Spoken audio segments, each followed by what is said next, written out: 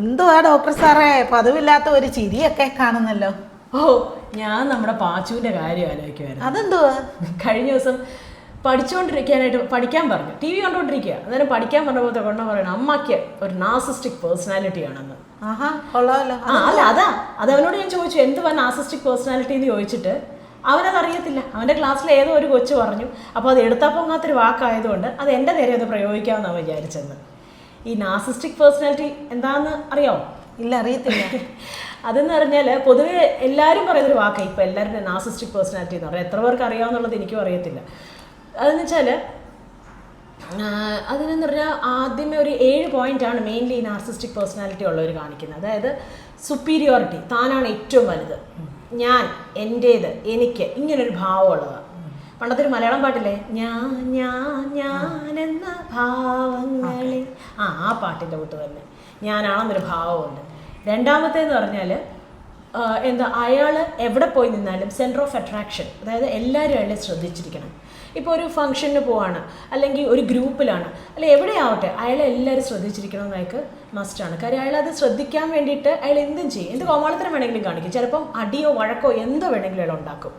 കാര്യം ഇത് അയാളെ ശ്രദ്ധിക്കാൻ വേണ്ടിയിട്ട്. മൂന്നാമത്തെ പോയിന്റ് എന്ന് പറഞ്ഞാൽ അയാൾക്ക് എവിടെ ചെന്നാലും ഒരു റെസ്പെക്റ്റ് വേണം. അയാളെ എല്ലാവരും ഒന്ന് പരിഗണിക്കണം. അപ്പം ഒരു വേദിയിലിരിക്കുമ്പോഴാവട്ടെ എല്ലാവരും അയാളെ കുമ്പിട്ട് നിൽക്കണം എന്നുള്ളൊരു രീതിയിലുള്ള ഇതാണ്. ആരും അയാൾ പറയുന്നതേ അനുസരിക്കാവുള്ളൂ, അയാളിൽ കൂടെ കാര്യങ്ങൾ കടക്കാവുള്ളൂ, ഇങ്ങനൊരു ധാരണയുണ്ട് അയാൾക്ക്. നാലാമത്തെ പോയിന്റ് എന്ന് പറഞ്ഞാൽ അയാൾക്ക് ഒരു റിലേഷൻഷിപ്പിലാവട്ടെ അയാളുടെ കൺട്രോളിൽ കൂടെ വേണം കാര്യങ്ങൾ കടന്നു പോകാൻ. അത് റിലേഷൻഷിപ്പിൽ അത് കല്യാണം കഴിഞ്ഞതാകാം, അല്ലാത്തത് ഒരു ലവ് അഫെയർ ആകാം, അതും അല്ലെന്നുണ്ടെങ്കിൽ ഒരു വാട്സപ്പ് ഗ്രൂപ്പ് ആവും, എവിടെയാവട്ടെ അയാളിൽ കൂടിയേ കാര്യങ്ങൾ കടന്നു പോകാവുള്ളൂ എന്നൊരു ഇതുണ്ട്. അതായത് ഇപ്പം അതിന് വേണ്ടിയിട്ട് അയാൾ മറ്റുള്ളവരുടെ പ്രീതി പിടിച്ചു പറ്റി അവരെ ഒരുമാതിരി തടവറയിലാക്കുന്ന പോലെയൊക്കെ അവരെ കൊണ്ടങ്ങ് ഇഷ്ടപ്പെടുത്താൻ ശ്രമിക്കുക. എന്നിട്ട് അവരുടെ മാക്സിമം കാര്യങ്ങൾ അയാളിൽ കൂടി നടത്തിക്കൊണ്ട് പോകാൻ നോക്കുക. അവരുടെ പിടിവള്ളി അയാളുടെ കയ്യിൽ ആ ഒരു രീതിയാണ് അയാൾക്ക് വേണ്ടത്. അപ്പോൾ അഞ്ചാമത്തെ പോയിന്റ് എന്ന് പറഞ്ഞാൽ ലാക്ക് ഓഫ് എമ്പതി. അതായത് അയാൾക്ക് മറ്റുള്ളവരുടെ വേദനകൾക്ക് ഒരു ഇമ്പോർട്ടൻസ് അയാൾ കൊടുക്കത്തില്ല. അയാൾ നോക്കുന്നതെന്ന് പറഞ്ഞാൽ എന്താ പറയുക, എൻ്റെ കാഴ്ചപ്പാട്, എനിക്ക്, ഞാൻ, ആ ഒരു ചിന്താഗതിയേ ഉള്ളൂ. മറ്റുള്ളവരുടെ വേദനകളെക്കുറിച്ച് അയാൾ ചിന്തിക്കത്തേയില്ല. ആറാമത്തെ പോയിന്റ്, അയാൾ ഒരിക്കലും ഒരു ഉത്തരവാദിത്വം, ഒരു തെറ്റ് ചെയ്തു, അപ്പം നമ്മളൊരു തെറ്റ് ചെയ്ത് അതിൻ്റെ ഉത്തരവാദിത്വം നമ്മൾ ഏറ്റെടുക്കണം, വേണ്ടേ? തെറ്റാണെന്ന് കാണുമ്പോൾ ഉത്തരവാദിത്വം ഏറ്റെടുക്കണം. പക്ഷേ അയാളത് ചെയ്യത്തില്ല. അയാൾ ഒരിക്കലും അത് ഉത്തരവാദിത്വം ഏറ്റെടുക്കത്തില്ലെന്ന് മാത്രമല്ല, തെറ്റ് മറ്റുള്ളവരുടെ പുറത്ത് ചാരാൻ ശ്രമിക്കും. അതാണ് അയാളുടെ ഒരു സ്വഭാവ വിശേഷത. ഏഴാമത്തെ പോയിന്റ് എന്ന് പറഞ്ഞാൽ അയാളെ ആർക്കും കുറ്റം പറയാൻ പറ്റത്തില്ല. കുറ്റം പറഞ്ഞിട്ടുണ്ടെങ്കിൽ ആ കുറ്റം പറയുന്ന വ്യക്തിയെ ഏതറ്റം വരെ അയാൾ പോയി ആ ഒരു വ്യക്തിയെ മോശക്കാരനാക്കാൻ ശ്രമിക്കും. അതാണ് പിന്നെ ഈ നാർസിസ്റ്റിക് പേഴ്സണാലിറ്റി ഉള്ളവരുടെ 7 സവിശേഷതകൾ. മനസ്സിലായി? ഇതൊക്കെ എനിക്കുണ്ടോന്ന് എങ്ങനെ അറിയും നമ്മൾ?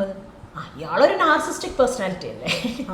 അല്ല, നമുക്ക് ഈ ഗുണങ്ങളിൽ പലതും ഉള്ളതായിട്ട്, ഈ ഗുണങ്ങളല്ല, ഈ ദോഷങ്ങളിൽ 7 എണ്ണത്തിൽ ഏതെങ്കിലുമൊക്കെ എല്ലാവർക്കും ഉണ്ട്. പക്ഷെ ശരിക്കും പറഞ്ഞാൽ അത് ഒരു വ്യക്തിക്കുണ്ടോ എന്നറിയാനായിട്ട് നമുക്ക് ഒരു 1-2 കാര്യങ്ങൾ ശ്രദ്ധിച്ചാൽ മതി. 3 കാര്യങ്ങൾ ശ്രദ്ധിക്കണം. ആദ്യത്തേന്ന് പറഞ്ഞാൽ ഈ പറഞ്ഞ പോലെ അറ്റൻഷൻ സീക്കിങ്. നമുക്കൊക്കെ ആണെങ്കിൽ ഒരു ക്രൗഡിൻ്റെ ഇടയ്ക്ക് പോയി എല്ലാവരും നമ്മളെ ശ്രദ്ധിക്കുകയാണെന്ന് നോക്കുമ്പോൾ നമുക്കൊരു ബുദ്ധിമുട്ടാണ്.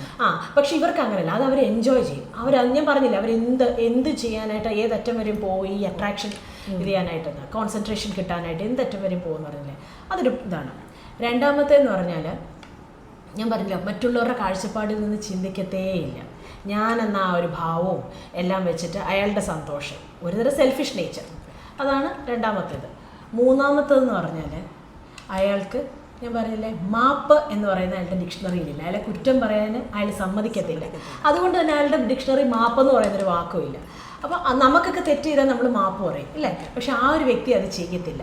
ഈ ഒരു 2-3 കാര്യങ്ങളൊന്ന് ശ്രദ്ധിച്ചാൽ മതി. ഇതൊക്കെ ഉണ്ടോ? കുറേച്ചെ.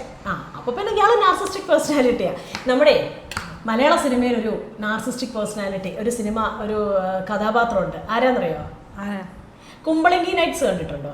അതിനകത്ത് ഫഹദ് ഫാസിലിന്റെ ഒരു ഷമ്മി എന്ന് പറയുന്നൊരു ക്യാരക്ടറുണ്ട്. അയാൾ ടിപ്പിക്കൽ നാർസിസ്റ്റിക് പേഴ്സണാലിറ്റിയാണ്. കണ്ടില്ലെങ്കിൽ ആ സിനിമ ഒന്ന് കണ്ടിട്ടുണ്ട്. അത് നാർസിസ്റ്റിക് പേഴ്സണാലിറ്റിയാണ് കേട്ടോ.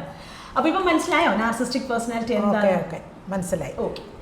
സോ അപ്പം നാർസിസ്റ്റിക് പേഴ്സണാലിറ്റിയെ കുറിച്ചുള്ള എൻ്റെ ഈ വീഡിയോ ഇഷ്ടപ്പെട്ടെങ്കിൽ ലൈക്ക് ചെയ്യുക, ഷെയർ ചെയ്യുക, കമൻറ്റ് ചെയ്യുക, സബ്സ്ക്രൈബ് ചെയ്യുക.